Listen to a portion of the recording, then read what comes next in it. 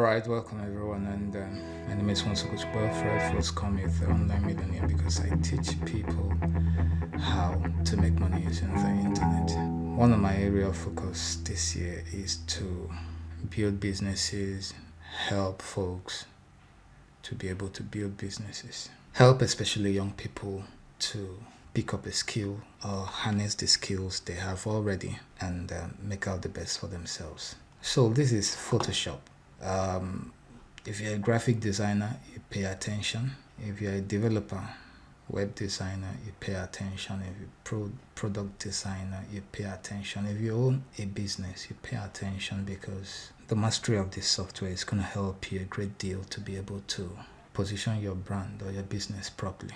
A lot of people see this Photoshop as some people think it's clumsy, but I think otherwise. So even some graphic designers, they don't like using it because they feel it's difficult to use, it's difficult to gain mastery over. But that is not the case because I'm going to show you exactly what you need to do. I'll be breaking it down in bits. So first of all, this is the giant that you're looking at. Photoshop is the gold standard when it comes to graphic designing and when it comes to digital arts, painting, and all the rest of that. This is the gold standard. And for the application, this is Photoshop 2023. That's the interface you're looking at. So first of all, for today, I'm going to introduce you to the tools and the interface. So this is basically what the Photoshop interface looks like. So here you have file. If you open it, you can find things under the file. So to create a new file like the one I have here, you click on new. I'm going to click on new. There you have it. So I can choose these custom sizes. These are all canvas. Okay, so I can choose the custom sizes of whatever canvas that I want to use. So I can use this. Let me show you. For instance, I can click on this. Okay, so this is the size for this. The width is 7 and the height is 5 inches. So I'm gonna go on and make sure that your resolution, that's the sharpness of the image you're gonna create, the work you're gonna do, should be nothing less than 300. So we are working with inches. So you can also click here to decide to change it to either pixels or centimeters, points, pickers, whatever it is. But I would advise you to stick with inches or pixels. Okay. So I'm gonna hit create. Do you see that this thing moved from here? This what we had earlier. This the new document that we just created. So this is the canvas. Okay, if I hit this now and begin to type, then I'm creating something. I just typed people, so I go here and increase this point, increase this to 60. I click out. Okay, so you see that the text is white because I chose a white font. So I'm gonna do something there. So let's change the color. So look at the color here is white. So I'm gonna change it to black. So do you now see? So you can also change the font. We can also change the font to,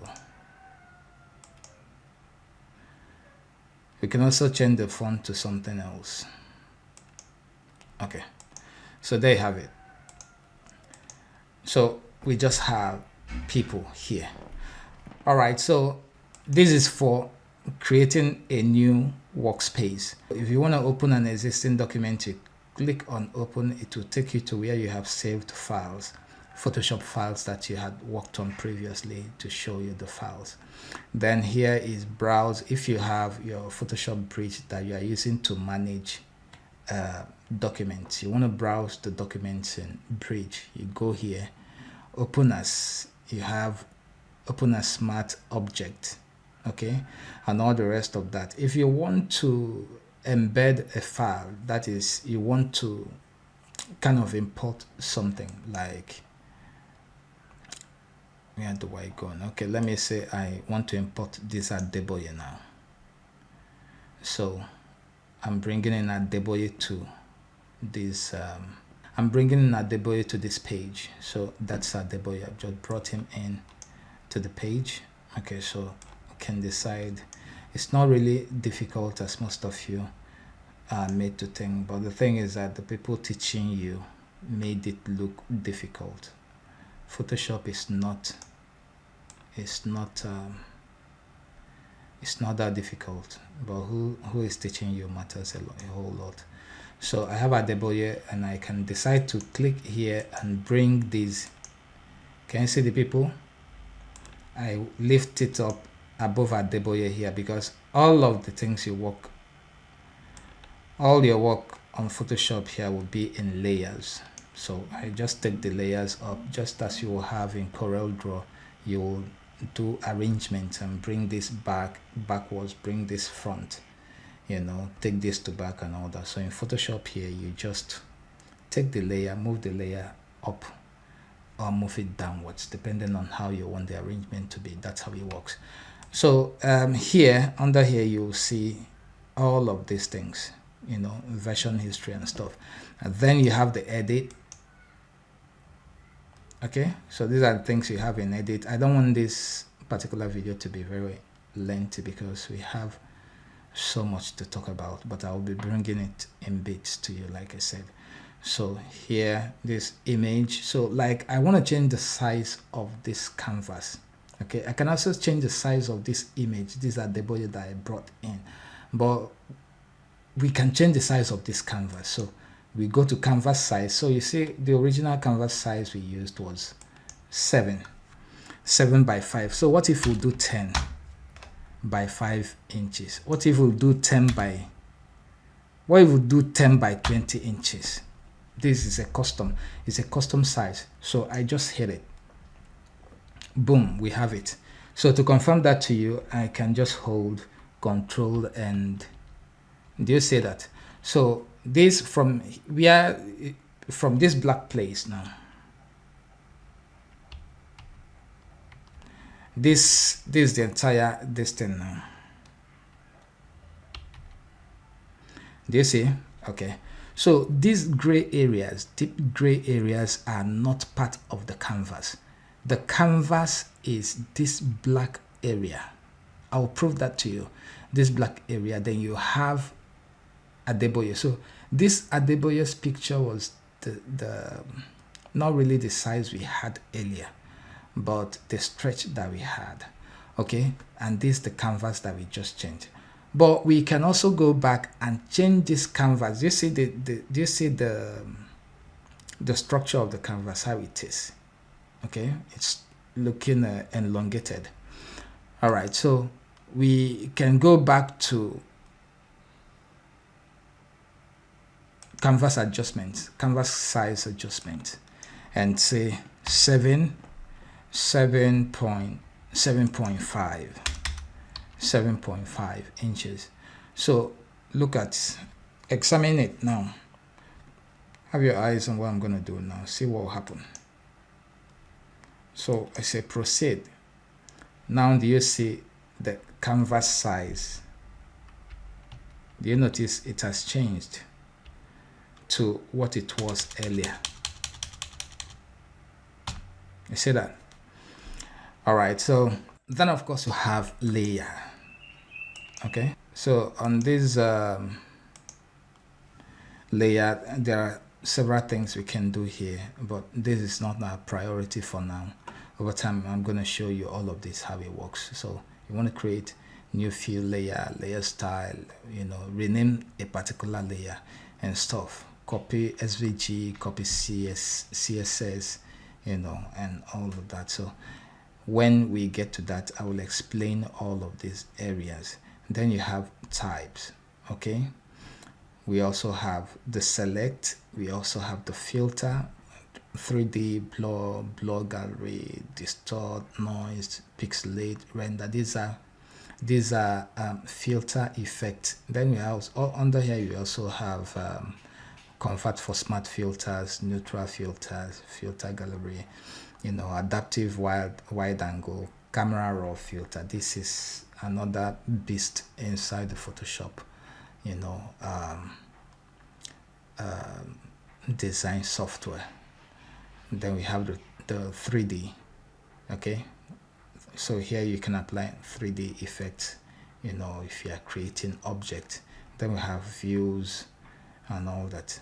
Look at here, this under here you can set things as much as you want. If you look at this place now, you realize that I have ruler. This ruler is not the way it came, it's not by default. I added it. So if I hit on this ruler, I set it, if I hit on it, you see the ruler disappears. You see that? So I go back and hit it again, it has come. So you customize this to your taste based on your design need. So we also have, click here, you have installed Photoshop plugins for extended functionalities. You click here, you will find those plugins installed. This is not my main Photoshop app, so I'm using this to teach you though. So here we have window. Okay, so on this window we'll get to treat all of this. Then of course the help, Photoshop help, but that's by the way. So we go to the tools. Enough of the interface, we'll go to the tools. So each of these tools, you look at this little triangles here, shows that all of them you see here are fly out menus. That's what they are called. The reason why you have this triangle by their side is because there are other things attached to it. Now this Photoshop, this notification here explains each of these tools, what they do. So this one is called the move tool.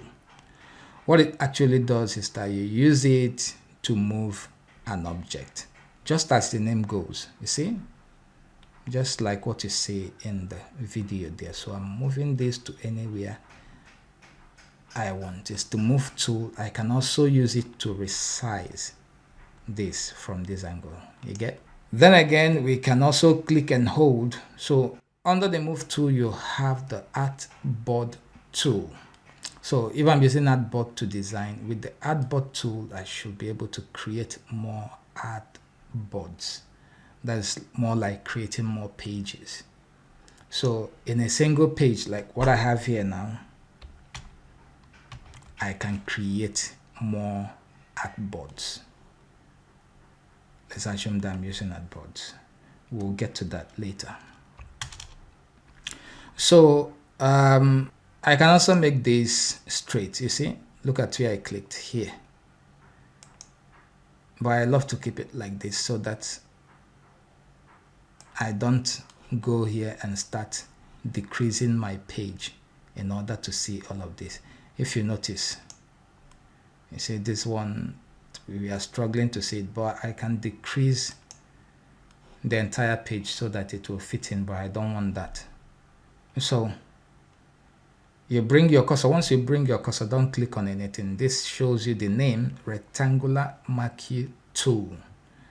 It says what, that it makes selection in the shape of a rectangle. So can we try it? Of course, yes, we can.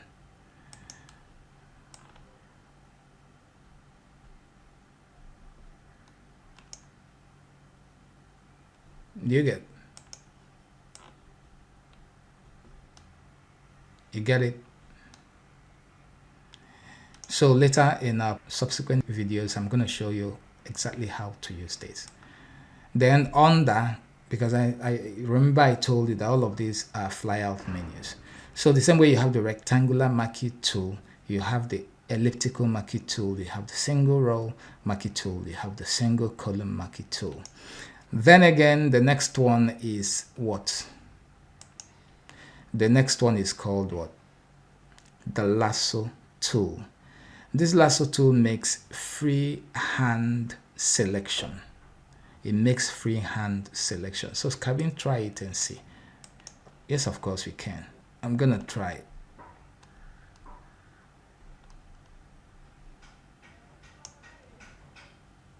Okay, so you can use it to just draw above the man's lips, below, and so, but when we get to this place, I'll show you exactly how you use this. So, but also discover that we have the polygonal lasso tool and the magnetic lasso tool below this. So the next thing here is what? Quick selection tool. So you see that's an ice cream there, and the quick selection tool was used to just select it. So can we try the quick selection tool? Of course, yes we can. So let's just try to select the white. Below the quick selection tool you have magnetic wand, we have the object selection tool, and then we also have here we have what? Perspective crop tool. Crops an image to correct distortion caused by perspective. All right, so that's about that. So this works for perspective, and below it you're going to find the perspective crop tool, slice select tool. So you can use the same way to just take your cursor to all of these stuff. This is the eyedropper tool. Here you have the spot healing tools. Each of them you click on the small triangle, you know, by the side of it. That will give you the other items in the flyout menu. Okay, flyout tool menu. This is the brush tool. So you can also use this. Before you do that, you see it refused to work because it said that this image is not rasterized. So I say, okay, go ahead and rasterize the image. So you see that I'm painting white over this Adobe picture. That's with the brush tool, and I can use this brush tool to completely paint this white all over it and make it appear dreamy. But there's more you can do with this. When you get to the pro level of Photoshop, you'll realize how powerful this tool is. So all of this I have done is with the brush. If you notice, you will find out that even the text, there is a different layer that the brush is also painting over it, as if it's part of the text. So you see what I've been able to do with the Adobe picture here with the brush tool. So I can paint over this and disappear this text as if it was never there. Do you get? So this is what the brush tool can do. So you can also increase the brush size from here and all that. You can take your time to check each of them and find out, open a document, try them out and find out what they do. With that, we come to the end of this particular video training. I don't want to make it lengthy because I will be bringing other in-depth trainings. The reason why I'm doing this is because I want to help a lot of people this year. As much as I don't have the time to, but I want to help a lot of people to actually come up with skills they can be proud of and bring to the marketplace to help them take care of themselves financially and improve their lives. I remain most coach Wilfred. First call me the online millionaire because I teach people how to make money using the internet, and from here it's going to be bye till I come your way. It's time.